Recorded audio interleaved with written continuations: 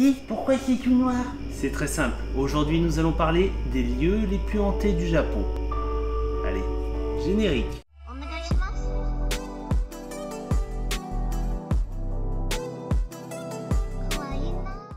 Bonjour. Aujourd'hui, je vais te parler de 3 lieux qui sont les plus hantés du Japon. Peut-être que tu en as déjà entendu parler, mais as-tu vraiment entendu l'histoire jusqu'au bout? Allez, installe-toi confortablement, parce que voici la première histoire.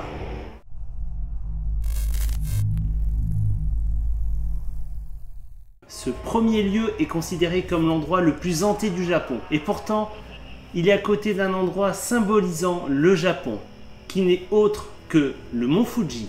Au pied de cette haute montagne dominant tout le Japon se trouve une forêt ancestrale. On lui donne le nom de Aokigahara. Les Japonais même la surnomment Jukai, ce qui signifie mer d'arbres, car elle couvre quand même une surface de 35 km². Cette forêt est si dense que, une fois à l'intérieur, même les rayons du soleil ont du mal à y pénétrer.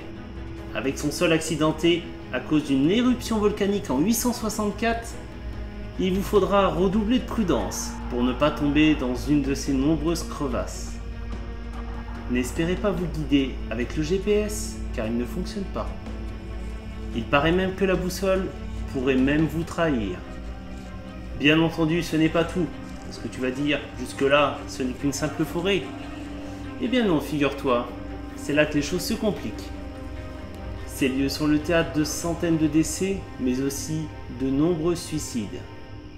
Certaines personnes racontent que les arbres ont une âme et qu'ils obligent les visiteurs à se perdre en forêt. Il y aurait également des chauves-souris qui attaqueraient les randonneurs afin qu'ils s'égarent du sentier. Tu vas me demander pourquoi il y a tant d'événements assez étranges dans cette forêt? Eh bien c'est simple, elle est hantée par des yurei. Les croyances japonaises racontent que si une personne se suicide et meurt dans d'atroces souffrances, ou même si elle n'est pas enterrée correctement, celle-ci va se transformer en yurei. Si tu ne sais pas à quoi cela ressemble, voici un petit aperçu. Bien entendu, je suis sûr que tu te doutes déjà qu'elles ne sont pas là pour te faire un brin de causette.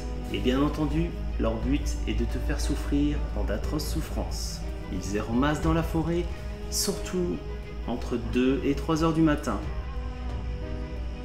Si tu tends un petit peu l'oreille, tu peux même les entendre crier, troublant le silence de la nuit. Et je peux vous garantir que cela vous glacera le sang. Passons au deuxième lieu hanté du Japon.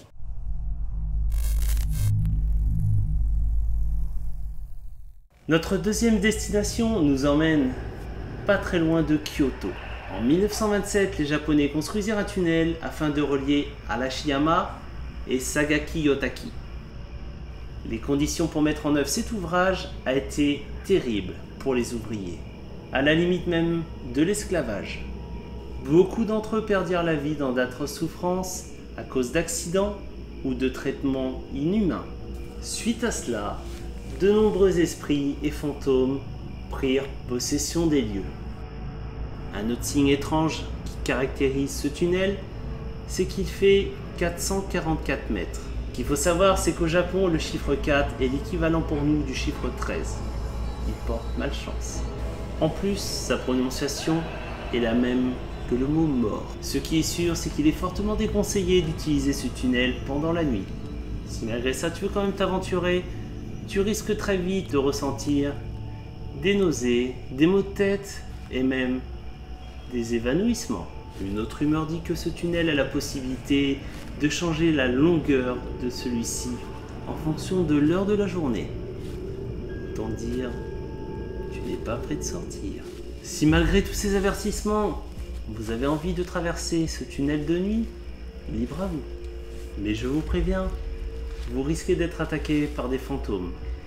Ils vous attaqueront en pénétrant dans votre voiture. Et bien entendu, ils vont vous faire perdre le contrôle en vous faisant peur et vous faire attraper un accident pour perdre la vie. Et si par hasard tu succombes à tes blessures, tu pourras rejoindre les rangs et à ton tour, tu pourras hanter les lieux et faire de nouvelles victimes.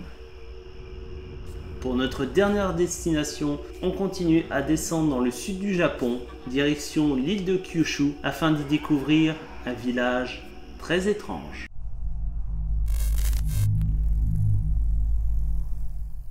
Cette histoire remonte à l'ère Edo. Sur l'île de Kyushu se trouve le village d'Inunaki, petit village prospérant grâce au commerce du bois. Un peu en retrait de la ville de Miyawaka, ce village connaît une vie paisible. Durant la Seconde Guerre mondiale, ce village va subsister car il va fournir les troupes de soldats japonaises en charbon. Cependant, en 1959, une terrible catastrophe frappa de plein fouet le village.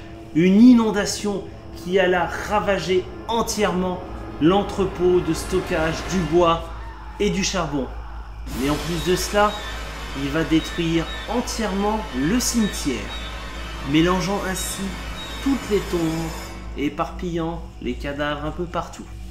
Et c'est à partir de ce jour-là que le destin de ce village fut scellé. Le gouvernement japonais décida de construire un immense barrage, obligeant les habitants à quitter le site. Au fil des années, les rues ont été désertées, les commerces fermés, obligeant les habitants à quitter le village. Et c'est ainsi que ce village devint quasi fantôme. Malgré ça, quelques habitants ont décidé de rester et, bien entendu, ont été entièrement coupés du monde. Aujourd'hui, quand on arrive aux abords du village, on peut y voir de nombreux panneaux vous prévenant que de nombreuses bêtes sauvages rôdent dans les environs et qu'il fallait être extrêmement prudent. Mais il va y avoir un certain panneau à prendre absolument en compte. C'est que à partir de cette limite, toutes lois constitutionnelles du Japon ne sont plus en vigueur. La légende raconte que les habitants qui y vivent pratiquent l'inceste, le meurtre et le cannibalisme. Beaucoup de personnes auraient trouvé le village, mais aucune d'entre elles ne serait revenue vivant. N'imagine même pas espérer appeler des secours par téléphone, car étrangement, aucun appareil électronique ne fonctionne. Après tout ça, si tu veux tout de même visiter ce village, libre à toi. Mais attention, tu seras averti. Et voilà, j'espère que cette vidéo t'a plu. N'hésite pas à mettre un commentaire et me dire quel a été l'endroit le plus flippant pour toi. Et puis bien entendu, tu peux liker la vidéo. N'oublie pas de me rejoindre sur Instagram pour pas mal d'exclusivités et bien entendu sur ma chaîne Twitch si tu veux voir des live gaming. Quant à nous, on se retrouve très bientôt pour une prochaine vidéo. Allez, porte-toi bien. Ciao!